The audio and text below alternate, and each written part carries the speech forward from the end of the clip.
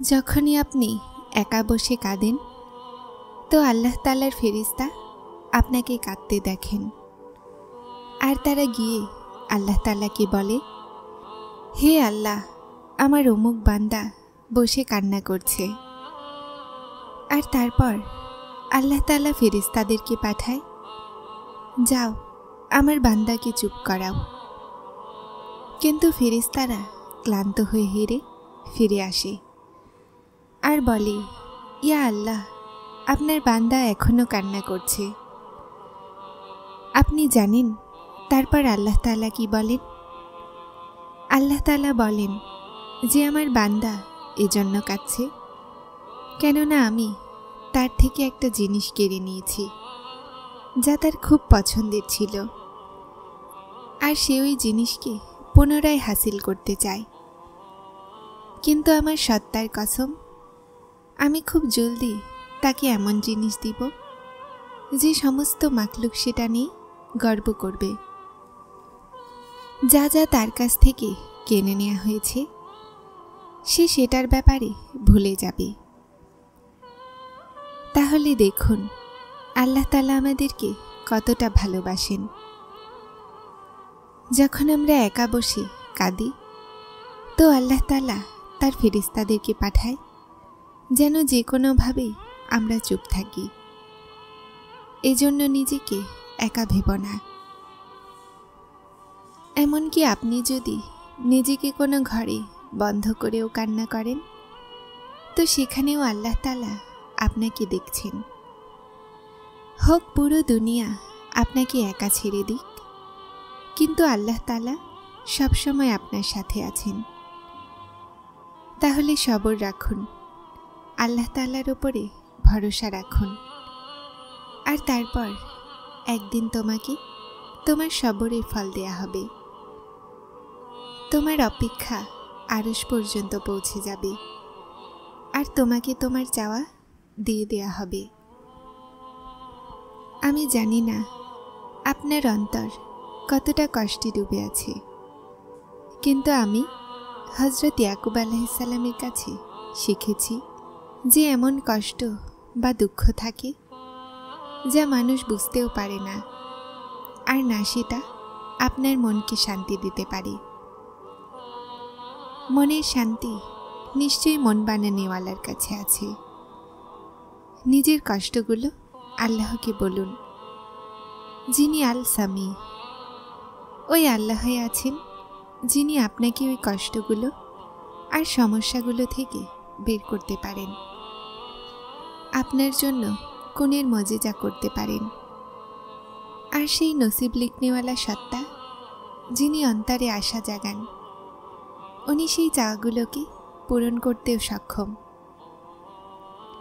আর সেই সময় খুব জলদিই আসবে যখন আপনি আপনার চোখে নিজের জন্য কোনের মজেজা হতে দেখবেন।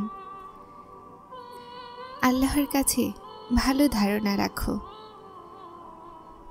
তিনি কখনোই হতাশ করেন না। উনি তোমাকে তোমার ক্ষমতার চেয়ে বেশি পরীক্ষায় ফেলেন না। সেই মঞ্জিলগুলোতে খুশি হয়ে যাও যা আল্লাহ তোমার জন্য বেছে রেখেছেন। তারপর তিনি তোমাকে ওই মঞ্জিলগুলো পর্যন্ত নিজেই নিয়ে যাবেন যেখান পর্যন্ত তুমি পৌঁছাতে চাও।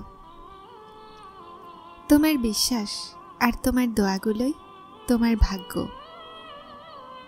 আর একদিন তুমি তোমার দোয়াগুলোর মাধ্যমে সব কিছু হাসিল করবে। শুধু সবর করো আর উত্তম সময়ের অপেক্ষা করো যা আল্লাহ তাআলা তোমার জন্য নির্ধারণ করে রেখেছেন। আল্লাহ বলেন, এতটা ভেবো না তোমার জীবনের ব্যাপারে। আমি তোমার জন্য কিছু উত্তমই হয়তো ভেবে রেখেছি। তুমি কি জানো না যা তোমার সাধ্যে নেই? সেই মজিজাগুলোতে কুদরত রাখনেওয়ালা তোমার আল্লাহ আছেন। নিশ্চয়ই আল্লাহ পাকের দরবারে আপনি যে কোনো দোয়াই চাইতে পারেন, কেননা দোয়া করাতে কোনো বাধ্যবাধকতা নেই। কিন্তু যেই নামেহরামের প্রতি আপনার ভালোবাসা আছে, আপনার চেয়ে বেশি আপনার রবের ইলম আছে যে সে আপনার জন্য উত্তম কি না। তাহলে যখনই কোনো নামহেরামের প্রতি ভালোবাসা হয় তো তাকে আল্লাহর কাছে এমনভাবে চান, হে আমার আল্লাহ, যদি এই মানুষ আমার হকে উত্তম হয় তো তাকে আমার ভাগ্যে লিখে দিন, আর যদি না হয় তো আমার মন মস্তিষ্ক থেকে তার খেয়াল দূর করে দিন, আমাকে এই বন্ধন থেকে মুক্ত করে দিন। সে ভাবত যে কখনো তো সে এতটা বিশ্বস্ততা অবশ্যই দেখাবে যে সে তার জন্য পুরো দুনিয়া ছেড়ে দিবে। তারপর সে জানতে পারল সব কিছু মানুষের জন্য নয়, আল্লাহর জন্য ছাড়া যায়। কখনো কখনো তো তার উদ্দেশ্যগুলো আমাকে এতটা অবাক করে দেয়, চোখ অবাক হয়ে অশ্রুতে ঝলমল করতে লাগে।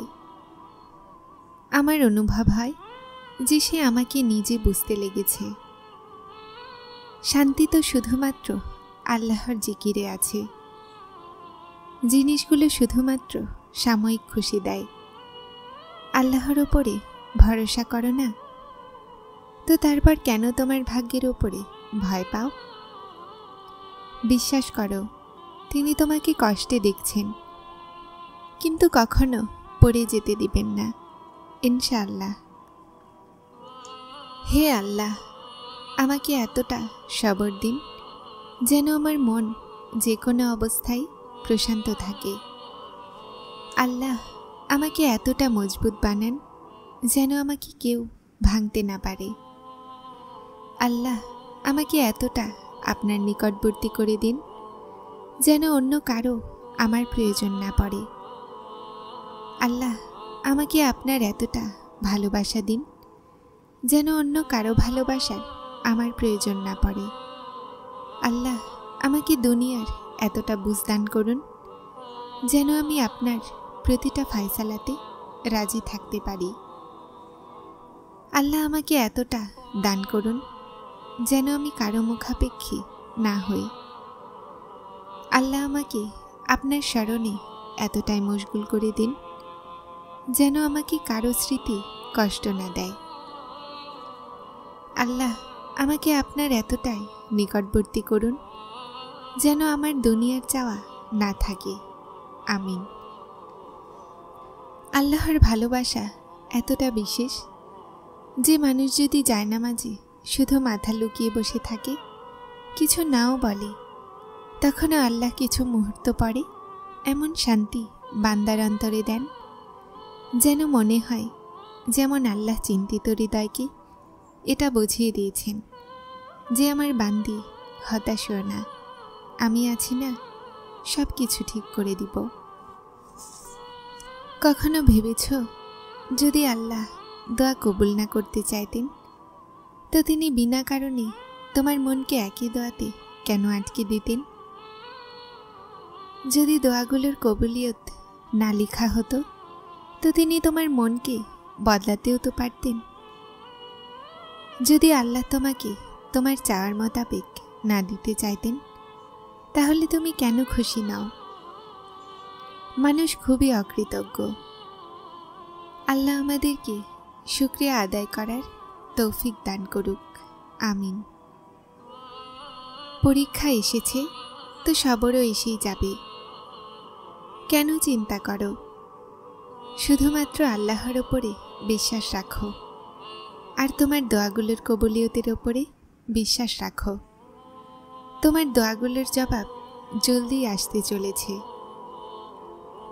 মানুষের চরিত্র এটা, যা পেলাম না সেটার পিছনেই দৌড়ানো। এজন্য আমরা সেটাতে খুশি হই না যা আমাদেরকে দেয়া হয়েছে, আর তার কাছে অভিযোগ করি যা আমরা না পাই। যদি আমরা পাওয়াতে খুশি হয়ে যাই আর না পাওয়াতে আল্লাহর সুপর্দ করে পাওয়া আর না পাওয়া দুটোতেই আল্লাহর শুকরিয়া করি, তো হয়তো তিনি আমাদেরকে সেটাও দিবেন যা এতক্ষণ আমাদের চাওয়া ছিল। কেননা তিনি বলেন, যদি তুমি শুকরিয়া আদায় করো তো তোমাকে আরও দেয়া হবে। আর নিশ্চয়ই তিনি তার ওয়াদা পালন করেন। যারা চ্যানেলটিতে নতুন এসেছেন তারা সাবস্ক্রাইব করে হেদায়েতের সাথে থাকুন। আসসালামু আলাইকুম।